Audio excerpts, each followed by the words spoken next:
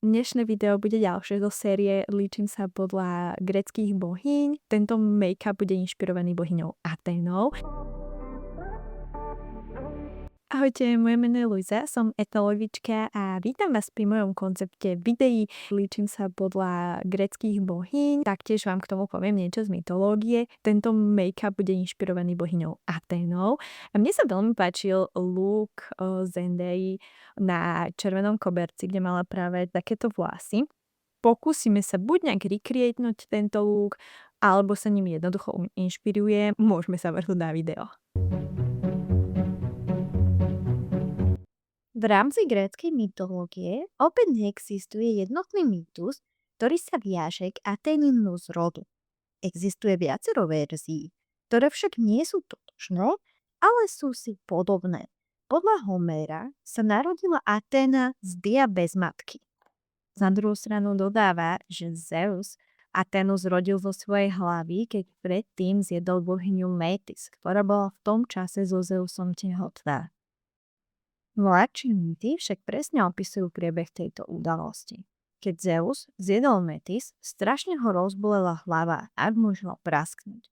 Zavolal preto boha Hefaista podľa iných verzií Herma alebo Titana Prometea, aby mu sekerou hlavu rozťal. Len čo sa tak stalo, vyskočila mu z hlavy v úplnej výzbroji bohyňa Pallas Aténa. Boli v nej spojené múdrosť a diová sila. Keďže bola najmilšou diovou dcérou, stala sa jednou z najmocnejších bohyň gréckeho panteónu.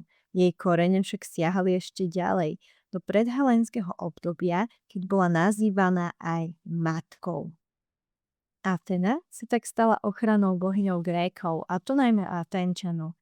Podľa potrieb jej prislychali rôzne prívlastky, napríklad Aténa Enoplos alebo Promachos, čo v preklade znamenalo Aténa v zbrani či volajúca do boja. Aténa Nike zase predstavovala bohyňu víťaznej vojny, zobrazovanú s krídlami alebo okrídlenými sandálmi. No a Aténa Parthenos, anenská bohyňa, žena bojovníčka, bola spájaná s mestami a plodnosťou. Ako Pallas Aténa chránila mestá, ktoré mali v chrámoch jej posvetné sošky, tzv. Paládia. Dokiaľ bolo paládium v meste, bolo mesto nedobytné. Aténa však chránila mestá aj v miery. Bola ochránkyňou snemov, práva, umenia a remesiel. Ženy naučila priac a tkať. Mužov kováctvu, zlatníctvu a farbiarstvu. Pomáhala staviteľom chrámov aj lodí, starala sa o deti a chorých a ochraňovala hrdinov ako napríklad Perzeusa a Herakla. Aténa sa od ostatných olympských bohov líšila neobvykle bohatou symbolikou. Štít, prilba a kofia ju vyobrazovali ako bohyňu bojovníčku a ochrankyňu.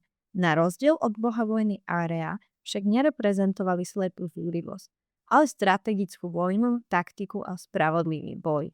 Jej štít, na ktorom mala pripnutú hlavu medúzy, symbolizoval jej magickú oslnivú moc, božskú ochranu a schopnosť zastrašiť nepriateľov. Jej zvieracím symbolom bola sova, ktorá bola symbolom múdrosti, stratégie a schopnosti vidieť skrytú pravdu aj v tme. A jej rastlinným symbolom sa stal olivový strom. Symbolizoval mier, hojnosť a civilizáciu, ktorú podarovala mestu Atény. Grécki umelci ju zobrazovali v dlhom ruchu alebo v pancieri. Najznámejšou sochou bola 12-metrová Aténa Parthenos, ktorú zo zlata a slonoviny zhotovil sochár Fedias. Aténu vyobrazil s prilbou, kopiou, štítom s motívou boja s Amazonkami a soškou bohyne Nike. Zobrazenie tohto boja na Aténinom štíte mal občanom pripomínať, že patriarchát, poriadok a aténsky štát za pomoci Atény zvíťazia nad matriarchálnou spoločnosťou, ktorú predstavovali Amazonky a bola považovaná za chaotickú a barbarskú. Paradoxne, tak bola Aténa reprezentáciou patriarchálnej spoločnosti, ktorá bola vnímaná ako právna a demokratická. Aténa bola ochrankyňou mesta Atény, kde sa nachádzalo množstvo jej chrámov. No a patrili medzi ne tie, ktoré sa nachádzali na aténskej akropole, napríklad Parthenon, ktorý bol najslavnejší chrám zasvetený Aténe Panískej a dominanta celej Akropoly. Chrám Atény Nike, ktorý bol elegantný, menší chrám oslavujúci Aténu ako bohyňu víťazstva. Erechtheion, posvetné miesto, kde sa uchovávala starobylá socha Atény s prívlastkom Polias a kde rástol jej posvetný olivový strom. Na počesť bohyni Atény sa konali slávnosti Panathenáje. Tieto slávnosti v malom prebiehali každý rok a trvali 1 až 2 dní. Konali sa ešte veľké Panathenáje, ktoré sa uskutočňovali každý 4. rok na 4 až 6 dní a zahrňali hudobné, básnické, atletické, jazdecké a veslárske preteky. V rámci týchto slávností sa konala aj celonočná slávnosť, ktorá sa nazývala Panichis. Panichis bola zakončená ranným behom s faklami, v rámci ktorého priniesol ranný sprievod pred Aténinu sochu nové rúcho. Takže ako môžete vidieť, make-up už máme hotový. Mne sa celkom páči, cítim sa v tom veľmi príjemne, musím povedať. Určite mi dáte dole do komentárov vedieť, že či sa vám páči takýto štýl a či sa vám celkovo páči aj štýl takýchto videí, že či vás zaujímajú a či by ste chceli vidieť ďalšie.